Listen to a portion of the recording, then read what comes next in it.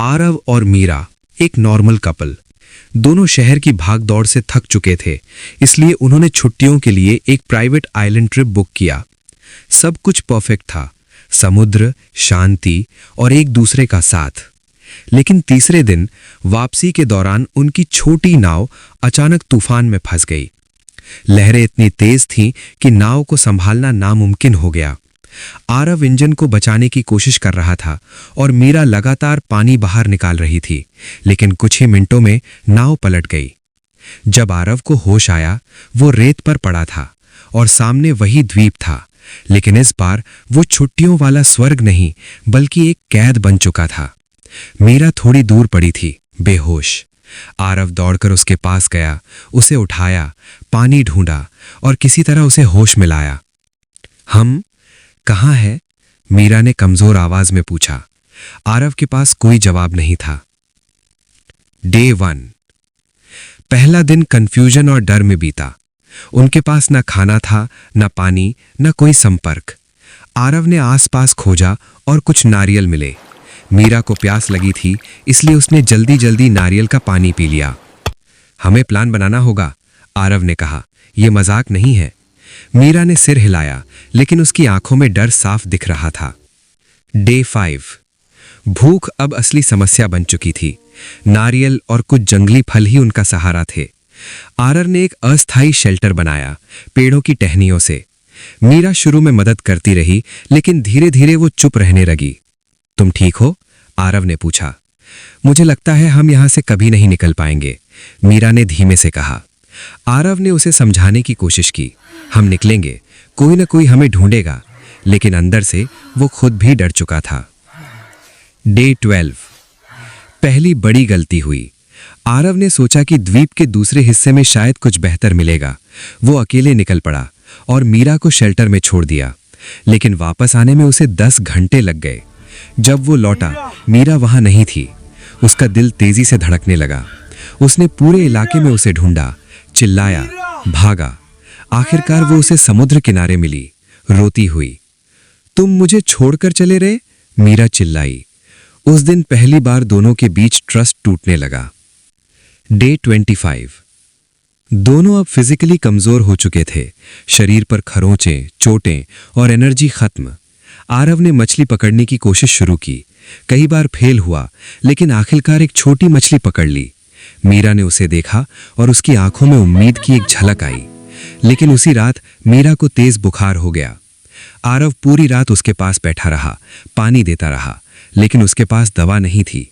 उसने पहली बार महसूस किया, यह सिर्फ सर्वाइवल नहीं, रिस्पॉन्सिबिलिटी भी है। डे 40। मीरा ठीक हो गई, लेकिन अब वो पहले जैसी नहीं थी। वो ज्यादा चुप रहने लगी, अकेले बैठती और कई बार आरव से बात तक नहीं करती। तुम मुझसे कुछ छुपा रही हो? आरव ने पूछा। मीरा ने सीधे उसकी आंखों में देखा। अगर मैं कुछ छुपा रही होती तो क्या तुम जान पाते? ये जवाब आरव को अंदर तक हिला गया। डे 150। एक दिन उन्हें दूर समुद्र में एक जहाज दिखा।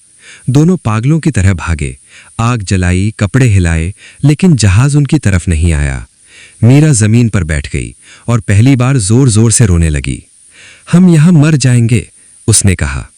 आरव कुछ नहीं बोला, क्योंकि इस बार उसके पास भी झूठी उम्मीद नहीं थी। डे 90। अब उनका रिश्ता बदल चुका था। पहले प्यार था, अब बस सर्वाइवल पार्टनरशिप बची थी। छोटी छोटी बातों पर झगड़े होने लगे। तुमने खाना क्यों नहीं बचाया? तुमने पानी क्यों गिरा दिया? हर गलती अब बड़ी लगने लगी। एक दिन गुस्से में मीरा ने कहा, अगर मैं अकेली होती तो शायद बेहतर सरवाइव कर पाती। ये सुनकर आरव चुप हो गया, लेकिन अंदर कुछ टूट गया। डे 120। आरव को एक पुराना टूटा हुआ बॉक्स मिला, शायद किसी पुराने जहाज का। उसके अंदर कुछ कपड़े, एक जंग लगा चाकू और एक डायरी थी। डायरी में लिखा था, यह द्वीप लोगों को बदल देता है। आरव ने वो लाइन मीरा को दिखाई। मीरा ने बस मुस्कुराया, एक अजीब सी मुस्कान। डे 150। मीरा का व्यवहार अब और अजीब हो गया।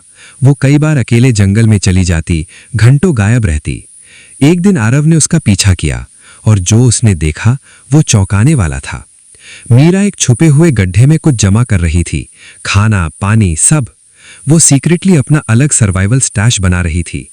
आरव को समझ आ गया वो उस पर भरोसा नहीं कर रही। डे 170। अब दोनों के बीच सीधा टकराव हो गया। तुम मुझे छोड़ने की प्लानिंग कर रही थी? आरव ने गुस्से में पूछा। मीरा ने बिना डर के जवाब दिया, मैं खुद को बचाने की प्लानिंग कर रही थी। हम साथ हैं? नहीं, हम बस एक ही जगह फंसे हैं।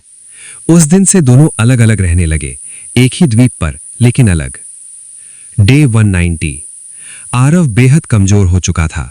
उसका खाना कम हो गया था, पानी भी। मीरा अभी भी समहाउ सरवाइव कर रही थी क्योंकि उसका स्टैश था, लेकिन वो आरव की मदद नहीं कर रही थी। उसके अंदर का ट्रस्ट पूरी तरह खत्म हो चुका था। डे 200। आखिरी दिन। आरव अब खड़ा भी नहीं हो पा रहा था। वो रेंगते हुए मीरा के पास पहुंचा। प्लीज थोड़ा पानी। मीरा उसे देखती रही कुछ सेकंड तक, फिर उसने धीरे धीरे एक पत्थर उठाया। आरव की आंखों में डर आ गया। तुम क्या कर रही हो? मीरा की आंखों में कोई इमोशन नहीं था। अगर तुम नहीं रहोगे तो मेरे रिसोर्सेज ज्यादा दिन चलेंगे। यह सुनकर आरव के अंदर आखिरी बार सर्वाइवल इंस्टिंक्ट जागा। उसने पूरी ताकत लगाकर मीरा का हाथ पकड़ा। दोनों गिर पड़े। पत्थर दूर जा गिरा। कुछ सेकंड की स्ट्रगल और फिर आरव ने आखिरी सांस ली। कुछ घंटों बाद समुद्र के किनारे एक रेस्क्यू हेलीकॉप्टर उतरा। टीम ने पूरे द्वीप को सर्च किया।